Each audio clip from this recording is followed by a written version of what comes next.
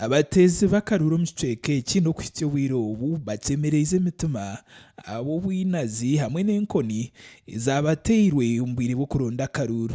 Nze mbadde sikirabanga kukyantandika kulonda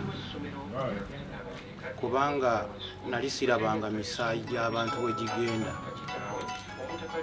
kubanga nze mmanyi ti omuntu bwe weesimbawo ne munno muba muvuganya.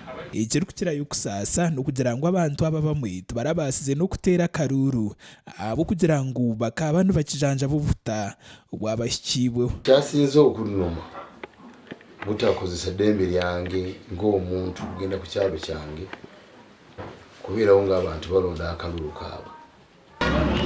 Sasinga kwerabira mulundi guno ludde nga tubeera mu byobufuzi sirabira byabufuzi bya honalebo Kitata Ibrahim. Abantu bagira ngu ekiri kukirayo kubasaasa n'eshagama yasheshekere omu karuru akenyinemu.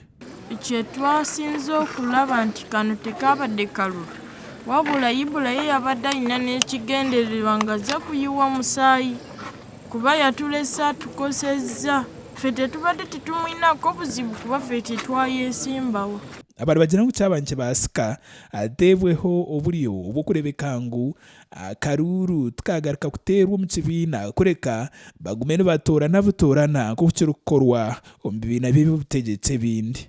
Abamwe abateirwe ab'omushaki waitu yashanga nibakijanjaba obuta baine ebi bagamba akaruru aka. Sinze kwerabira nga chairman wa district Ibula Kitata agamba abantu mumukubye temumuse muddeyo mumutte.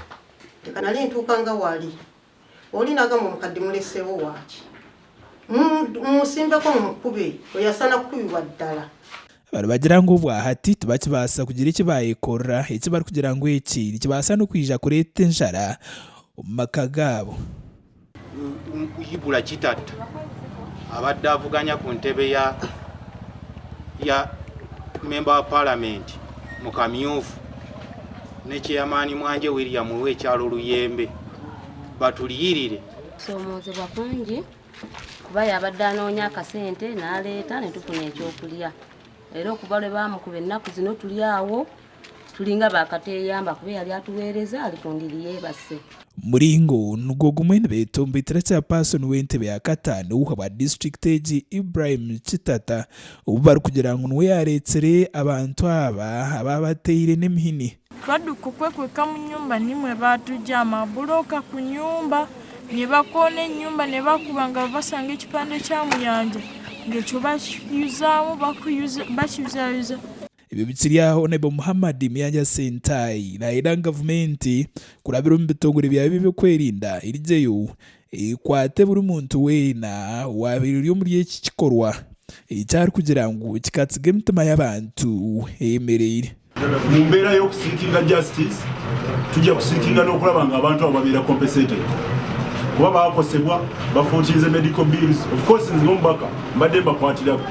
Mushaki waitu yagambaho na Ibrahim Kitata abiri kumugambwaho kandi ebi nibyo yashobora.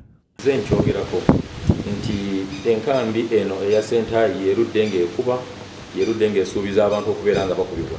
Mwattu baakirabiddeko ddala nti be baatandisa obuvuyo be bakola obuvuyo be bakubanza mu kalulu akawedde baatukuba paka mu kkoma emmotoka yange yonna ne bagiyiwa. Mu karuru aka Muhammad Miyanja Sentai akarangerwa nko atsinjire kukwatira ekibiina kya National Resistance Movement bendera mu karuru ka Bukoto West. Ogu akatunga obururu mutwaro gumwe n'23 gagana mwenda kandi mugenzi we obu yabiri na hakahakana nawe Ibrahim Kitata al-Maliki akatunga obururu kenda igana 16.